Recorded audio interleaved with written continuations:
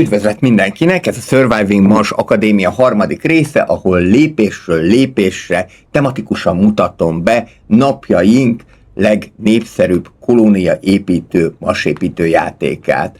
Az előző alkalommal a kezelőfelület felső részével foglalkoztunk, most viszont térjünk át a kezelőfelület alsó részére, amely a kolónia irányítását fogja jelenteni, mert hát itt is vannak ám érdekes dolgok. Kezdjük ezzel a résszel, amely a különböző térképeket fogja mutatni.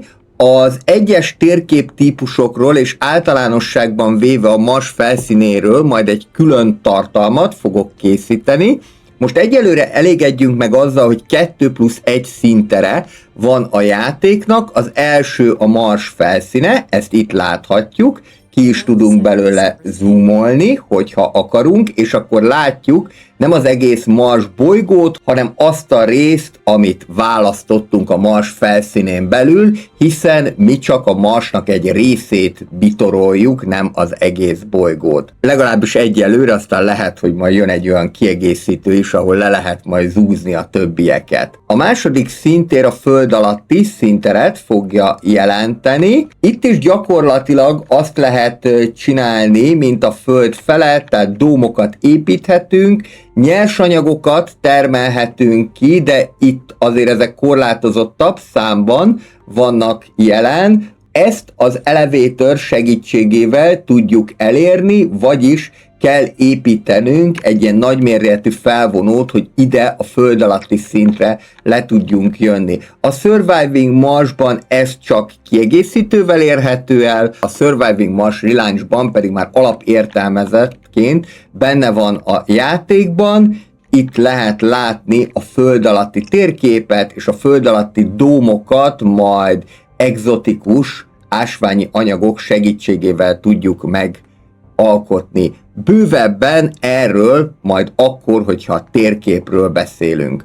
Menjünk vissza a Mars felszínére, illetve itt van időközönként egy harmadik fül, ez pedig az aszteroidákat jelenti, hogyha van olyan aszteroida, amit ki lehet termelni, illetve ott meg lehet szerezni a nyersanyagokat, akkor az még egy szintérét jelenti a játéknak, ezért mondtam, hogy 2+1 szintér van, hiszen az aszteroidák csak rövidebb ideig, általában olyan 8-10 napig vannak a Mars körüli pályán. Itt láthatóak a különböző rakéták, roverek, dómok, illetve a különböző nevezetes emberek. Ezeket, ha az ember akarja, akkor ki tudja választani, vagy akár azt is tudja, hogy ezeket elrejti. Ezek azok az ikonok, amik neked a legjobban kellenek ahhoz, hogy a marsi kolóniát működtetni tud. A rakétákat mondanom sem kell, ezek jelentik majd a Földdel,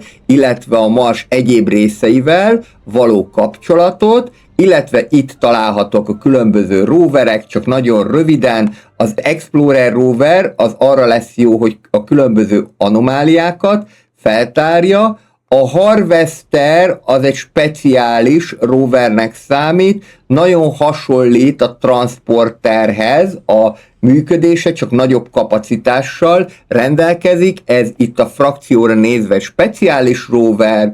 A Commander az egy nagyon fontos rover, azokból jó, hogyha minél több van, mert ezek fogják a drónokat irányítani, illetve feltölteni, illetve az RC Safari-ról már szó volt, azok a roverek, akik majd a turistáknak fokozzák az élményt itt a Marson, ezzel tudnak majd különböző körutazásokat tenni és megnézni ezeket a csodálatos szerkezeteket a vörös bolygón.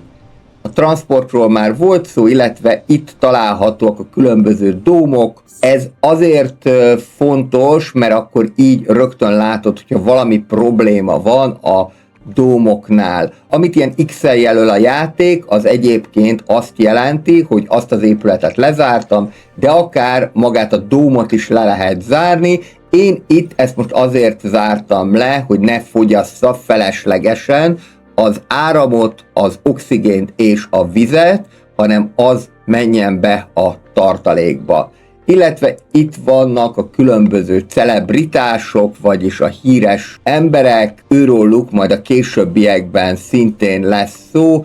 Előjáróban annyit, hogy figyeljünk, hogy ezek az értékek magasan legyenek. Itt részletesen kijelzi az, hogy például ő miért nem érzi komfortosan magát a Marson, például azért, mert nem tudott vásárolni, illetve olyan ennivalót kapott, ami nem volt megfelelően elkészítve. Nagy valószínűséggel azért, mert nem jutott be ebbe az ételbárba, illetve nincs is elég munkásunk, amely ezt kiszolgálja. Egyébként, hogyha bármilyen probléma van, földbetegség, munkaerőhiány, ezek szoktak a leggyakoribb problémák lenni, akkor nem kell kétségbe esni, hanem meg kell rá találni a megoldást.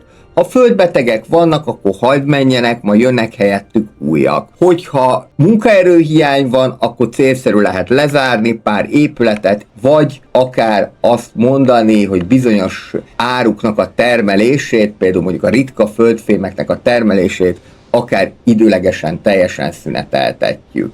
Menjünk akkor itt lejjebb, itt találhatók az igazán érdekes dolgok. Az első az egész térkép nézet, de ezt egyébként úgy is el tudod érni, hogyha az egér görgővel kizoomolsz innét.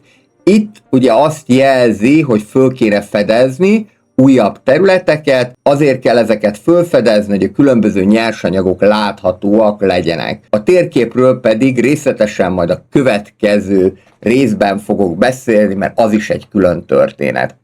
A következő a parancsnoki center, itt tudod hatékonyan irányítani a vörös bolygó lakosságát. Itt látható a főképernyő, a főképernyőnél látjuk azt, hogy mennyi pénzünk van, ezt ajánlatos 500 millió, illetve 1 milliárd fölött tartani, illetve itt látható az, hogy mennyi kutatási pontot termelünk, ezt is ajánlatos minél följebb nyomatni, azért, hogy gyorsabban tudjunk a játékban fejlődni.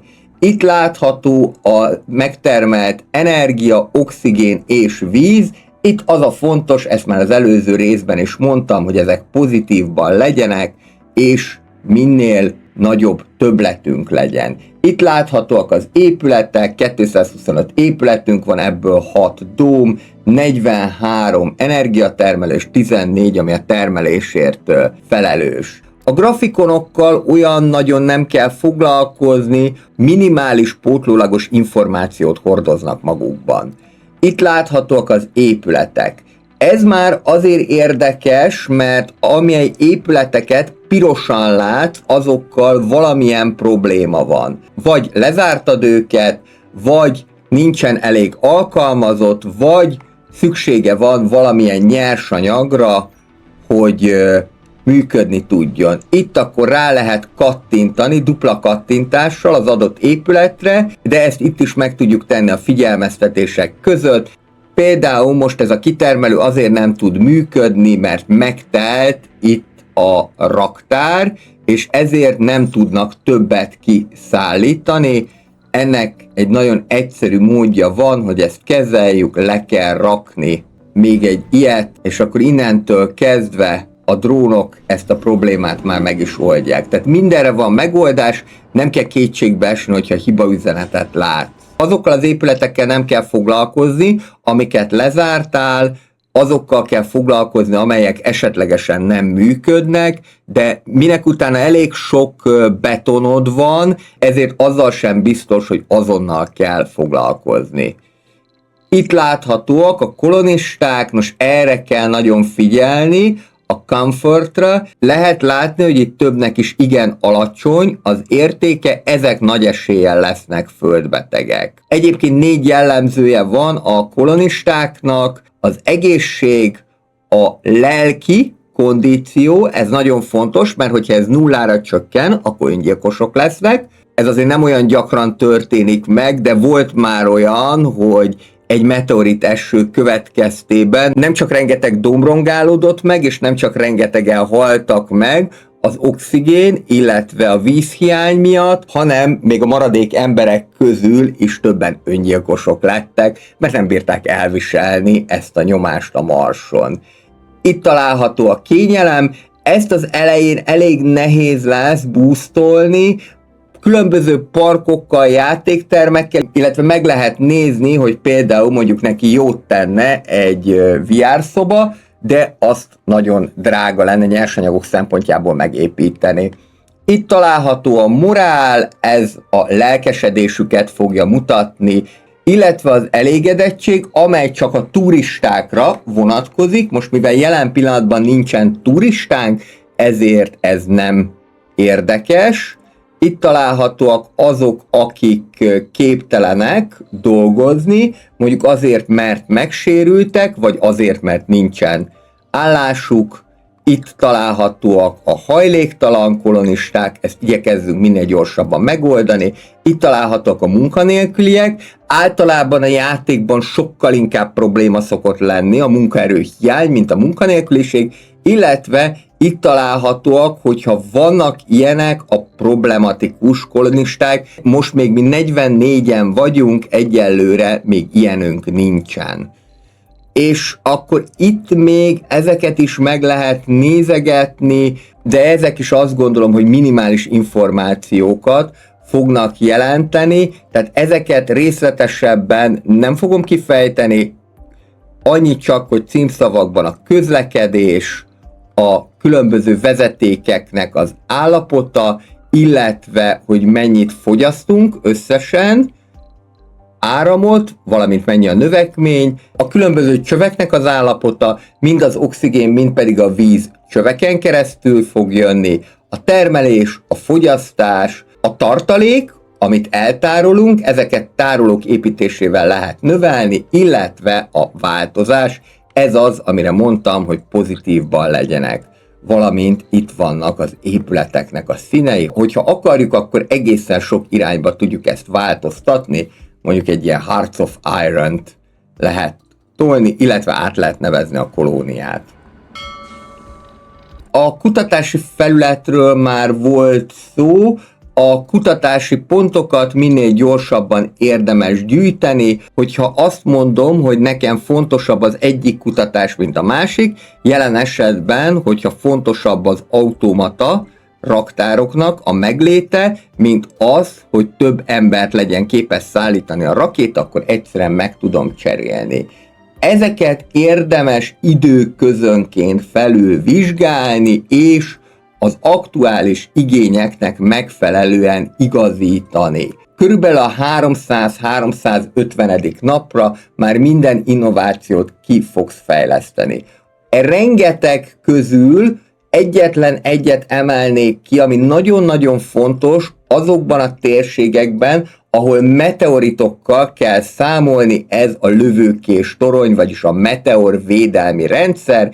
Ezek azok a tornyok, amelyek szét tudják lőni a meteoritokat, tehát hogyha van egy ilyen rendszered, és telepíted azt, akkor gyakorlatilag 100%-os biztonsággal fogod megúszni a meteorit esőt. Megjegyzem, az is belefér, hogyha csak a dómok és a legfontosabb energiatermelők közelében telepíted ezeket, már akkor sem lesz belőle olyan nagy probléma, mint amit én az előbb említettem, hogy meghalnának a kolonisták, vagy öngyilkosok lennének, jó? Tehát ezt mindenképpen ajánlom a fizikai fejlesztések között, hogyha olyan területet választasz, és nagyobb valószínűséggel fogsz olyan területet választani, ahol meteoritok vannak. A találmányokról, kutatásokról majd még a későbbiekben lesz szó, de ezt mindig igazából az határozza meg, hogy a te kolóniádnak mire van igénye, hogy milyen sorrendben fejleszted ki ezeket.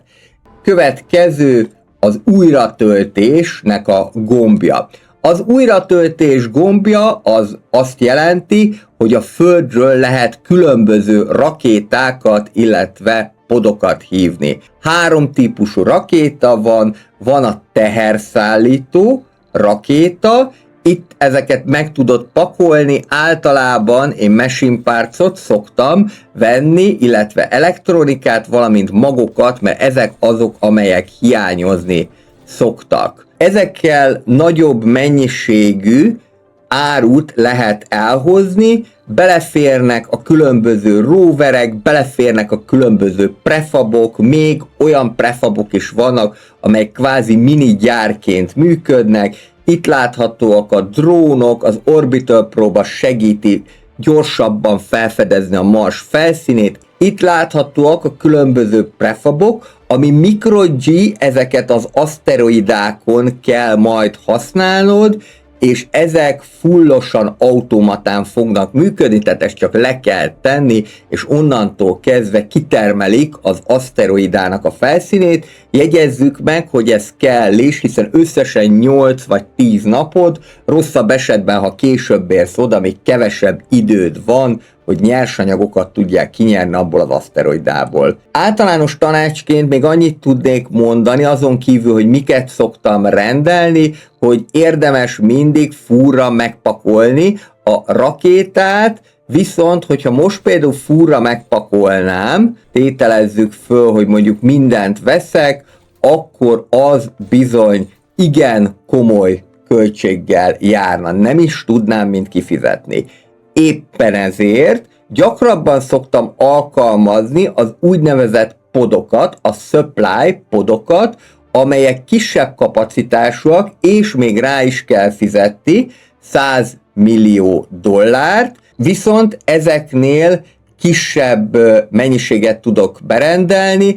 Ezek a supply podok megérkeznek, ugyanúgy leszállnak, mint a rakéták, aztán leesnek, és onnantól kezdve alapanyagként, nyersanyagként lehet őket hasznosítani. És nézzük meg még az egyik legfontosabbat, az utazó rakétát, amellyel 12-en tudnak egyszerre utazni, de ez a szám a különböző technológiák kifejlesztésével növelhető.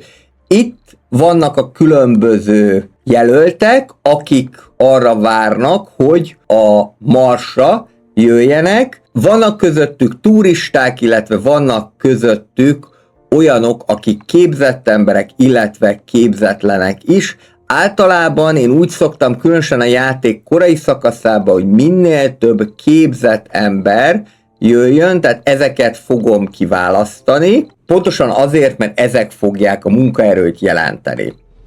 Amennyiben van neked szabad rakétád, akkor nem kerül semmibe se a rakétának az ide hívása. Nyilván, hogyha teherszállító rakétáról van szó, akkor a megrendelt áru mennyiségért fizetni fogsz, de amennyiben nincsen szabad rakétád, akkor rögtön meg fog jelenni az a rakéta mellett, hogy ez 500 millió pénzbe fog fájni. Mint ahogyan, most már nekem nincsen szabad rakétám, így, hogyha akarnék még egy rakétát ide hívni a Marsra, akkor az még pluszban 500 millió pénzt jelentene. Valamint itt vannak azok a speciális rakéták, amelyek arra alkalmasak, hogy az aszteroidákra szálljanak le. Ezek némiképpen lassabbak, viszont kisebb távolságot is kell megtenniük, és nagyobb teherbíró képességgel rendelkeznek, lévén, hogy ezek fogják majd visszahozni az aszteroidákból kitermelt nyersanyagot is. Következő a politika. Ez a politikai fül, ez csak a Surviving Mars Relaunched-ban található meg. Itt találhatóak a különböző frakciók, különböző előnyei és hátrányai vannak. Úgy működik tulajdonképpen, mint egy parlament, különböző törvényeket lehet beiktatni, és a törvényekről szavazni fognak. Például itt azt lehet mondani, hogy a kutatás fókuszát változtassuk meg arra, hogy a fizikai technológiákat részesítse előnyben, ebben az esetben a fizikai technológiák 10%-kal kevesebbe fognak kerülni. Nekem, mivel szükségem lenne elektronikus eszközökre, ezért azt fogom megváltoztatni, hogy 33%-kal növekedjen meg az elektronikai gyáraknak a termelése. Ezt a brazilok pártolják, illetve itt lehet látni, hogy melyik frakció kedveli az adott javaslatot. Ezt be lehet iktatni, és lehet erről szavazni. Itt lehet látni azt, hogy ha szavazol róla, akkor milyen eséllyel megy át a törvény. Itt most nagyon kellemes helyzetben vagyunk, mert akár a gép alkatrészeket is átnyomhatom, sikerült is átnyomni ezt a törvényt. A különböző törvényalkotás időközönként lehetséges, hogyha nem sikerülne valamilyen törvényt átnyomni, akkor van arra lehetőség, hogy meg lehessen egyezni. Illetve itt láthatóak a különböző törvények, amennyiben szeretnétek, akkor írjátok meg kommentbe, és akkor egy egészen részletes tutorial tudok készíteni erről a fűről is, de alapvetően azt lehet mondani, hogy itt is mindenki igényei szerint válassza ki, hogy mire akar fókuszálni, például, hogy mondjuk többet szeretne termelni, vagy gyorsabban szeretné, hogyha mennének a kutatások, vagy mondjuk szeretné, hogyha több ember tudnának befogadni a dómok. És akkor még a planéta nézet. A planéta nézet az, ahol láthatjuk az egész vörös bolygót, különböző statok, amiket már láttunk, a kolonisták, az épületek mennyisége.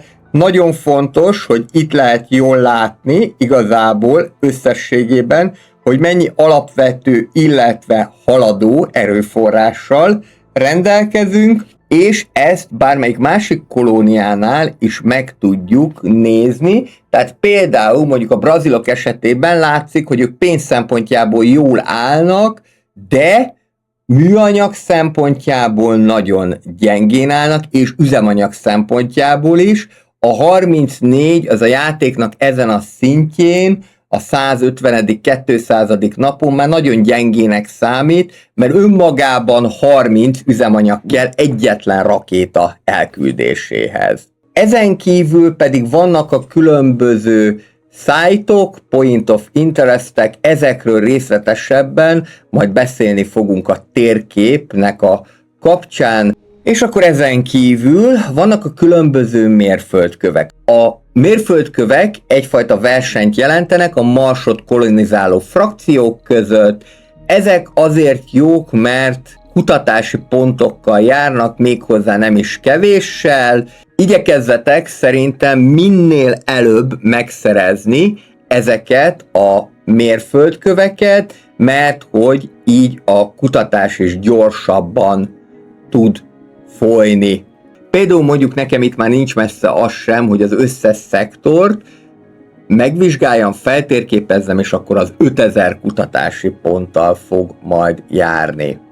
Itt található egy sugó, tehát hogyha bármilyen kérdésed van a játékkal kapcsolatosan, például, hogy mi az, hogy földbetegség, vagy mit jelent az, hogy hiányzik valami erőforrás, akkor itt ezt meg tudod találni, de igazából szerintem ez a videó részletesebb magyarázatot ad erre, illetve itt található a fő menü, ahol többek között például a rádióállomást is át tudod állítani, hogyha szeretnéd.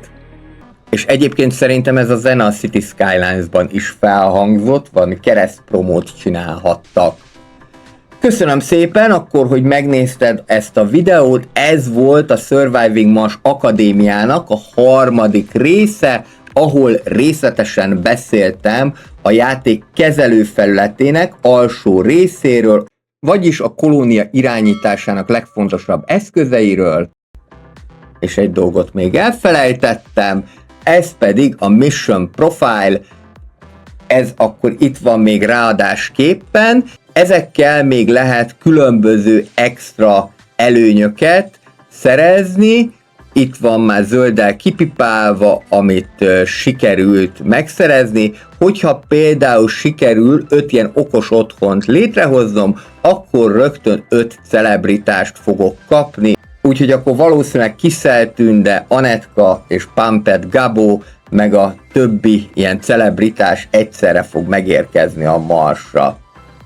Köszönöm szépen, hogy megnézted ezt a videót. A folytatásban, a 4. részben részletesen beszélni fogunk a Mars felszínéről, illetve a térképnek a felépítéséről. Várlak benneteket akkor is. Legyen szép napotok, jó játékot, sziasztok!